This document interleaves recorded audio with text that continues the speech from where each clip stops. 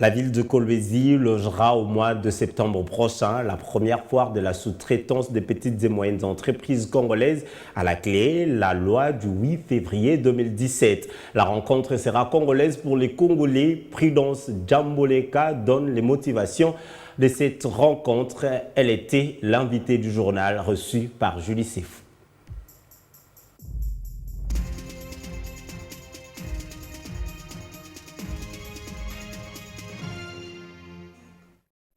Une foire de la sous-traitance, la première des petites et moyennes entreprises congolaises, c'est elle qui sera organisée dans le Lualaba du 15 au 17 septembre de cette année. Nous recevons son initiatrice, Prudence Djamboleka. Bonsoir. Bonsoir, madame. Alors, à la base, vous êtes d'abord gérante de Stella Design et Média, qui est une filiale du groupe Stella, avec des représentations nationales et à l'international. Vous êtes engagée, spécialisée dans la gestion des projets, le contrat d'investissement, la sous-traitance, la consultance ainsi que la facilitation. Alors pourquoi une foire pour la sous-traitance ? Mais parce qu'aujourd'hui, nous parlons beaucoup de la sous-traitance, mais nous ne faisons encore rien. Alors je fais partie des femmes qui n'est pas toujours là pour parler. J'aime celles qui sont là pour faire. Parce que c'est seulement en faisant qu'on est capable de pouvoir démontrer ce qu'on est capable de faire, au-delà des beaux mots que Molière nous ont laissés encore, plus notre RDC en Lingala. Nous avons une loi sur la sous-traitance et ça va constituer le thème principal de ce premier rendez-vous au Lualaba. De votre regard d'experte, cette loi a été mal conçue, mal comprise ou mal exécutée ? Je pense qu'aucun d'entre eux, ni mal exécuté, ni mal écrite, ni mal composé, je pense que cette loi a juste été vue d'un seul côté. Donc toute loi est faite, elle peut être contournée, elle peut être interprétée. Et alors aujourd'hui, cette loi, dépendamment qui l'interprète, qui est-ce qui en dépend ? Qui est-ce qui veut en être bénéficiaire? Donc c'est pourquoi la première édition, d'abord, c'est la vision du chef de l'État qui martèle sur être en mesure de pousser que les Congolais se soient en premier lieu sur tout ce qui a trait de la sous-traitance.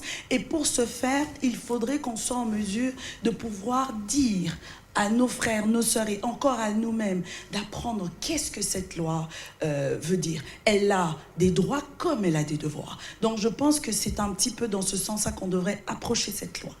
Alors vous avez compris le souci du chef de l'État lorsqu'il a dit qu'il voulait faire des millionnaires congolais. Ce souci est bien matérialisé par le gouvernement. On peut se dire que vous avez l'accompagnement des institutions qu'il faut. C'est une très bonne question, madame. L'accompagnement des institutions, nous la sollicitons toujours. Aujourd'hui, je dirais que une difficulté qu'on a quand on parle d'ailleurs de cette sous-traitance, parce qu'en organisant un événement comme celui-là, on est sous-traitant.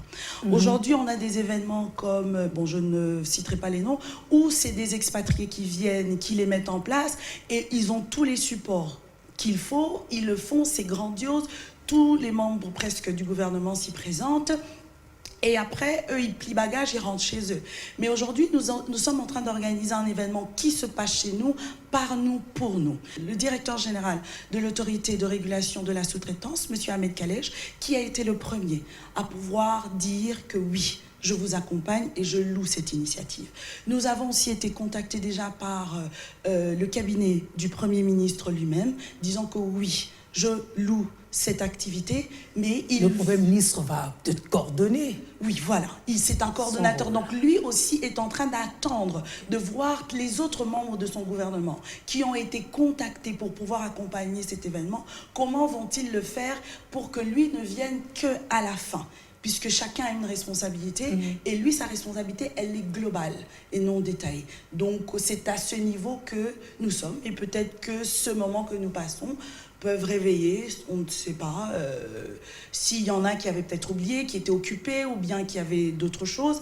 C'est aussi une façon de dire que, écoutez, on a besoin de vous, parce que si vous ne nous accompagnez pas, on ne va pas toujours nous prendre au sérieux. Alors, à quelles institutions vous faites, entre autres, allusion par rapport à celle qu'il faut éveiller, justement? la première institution qu'on voit, qui par moment, bon, c'est pas nécessairement dommage, mais bon, c'est le plus facile. Nous avons le ministère des Mines, par exemple, où tout le monde, quand on parle de la sous-traitance, et même aujourd'hui, lorsqu'on voit le là-bas, on ne pense que aux mines. Nous avons les hydrocarbures, nous avons le ministère des PME, nous avons une institution comme l'ONEM, où je dirais la quasi-majorité des Congolais ne savent pas à quoi sert l'ONEM, mais elle est là, en fait, pour donner des statistiques de la main-d'œuvre qu'on doit former, pour que cette main-d'œuvre locale, qu'elle reflète le marché qui est en train de se développer dans la République. Donc ça, c'est vraiment, en un mot comme ça, les institutions que nous sommes en train de pouvoir vouloir avoir leur attention. Nous avons le ministère de la Justice, par exemple, parce que c'est une loi.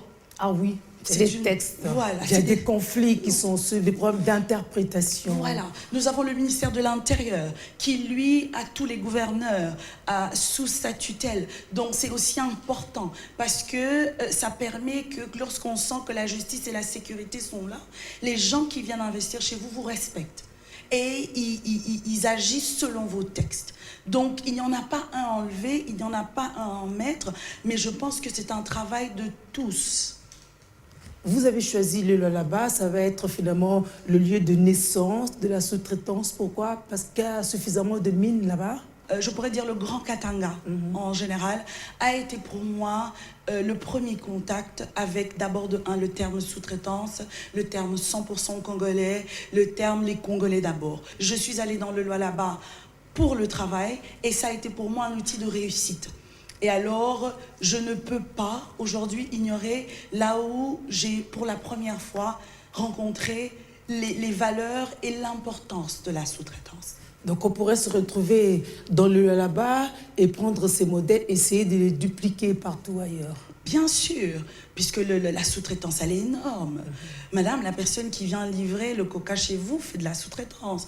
La personne qui prend soin de vos cheveux lorsque vous devez être aussi belle sur antenne, c'est de la sous-traitance. Donc, elle est à tous les niveaux. Le ministère de la Santé, aujourd'hui, nous avons tellement d'éléments qui rentrent dans la sous-traitance. La sécurité, le CNCS, par exemple, le ministère du Travail, parce qu'il y a les assurances. C'est un domaine qui est énorme et qui englobe tout. Ça va se passer du 15 au 17 septembre. Sous quelles conditions? Comment on fait pour demander sa participation? Les institutions, les grandes entreprises, les miniers, nous leur avons écrit formellement sous les formules que nous utilisons, puisque nous sommes une société qui sommes dans l'événementiel. Donc il y a une formule standard que nous utilisons lorsque c'est des institutions, c'est des grandes entreprises, des multinationaux.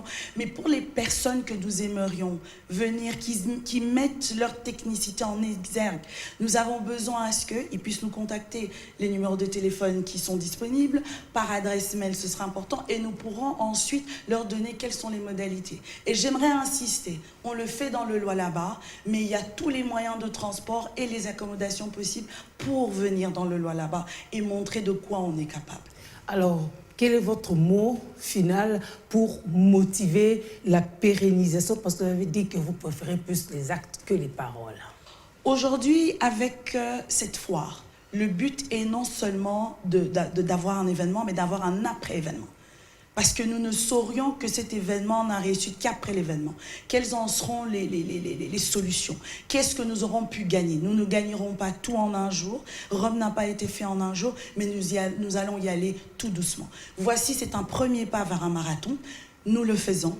L'accompagnement que nous aurons nous permettra aujourd'hui, et j'exhorte les personnes qui ont la technicité, la capacité et qui veulent avoir l'opportunité de se faire connaître, de ne pas se gêner, de venir. Il n'y a pas de sourd-métier. Nous vous remercions pour l'initiative congolaise pour les Congolais. Merci beaucoup. Bon succès à cette foire. Merci beaucoup, madame. C'était l'invité du journal.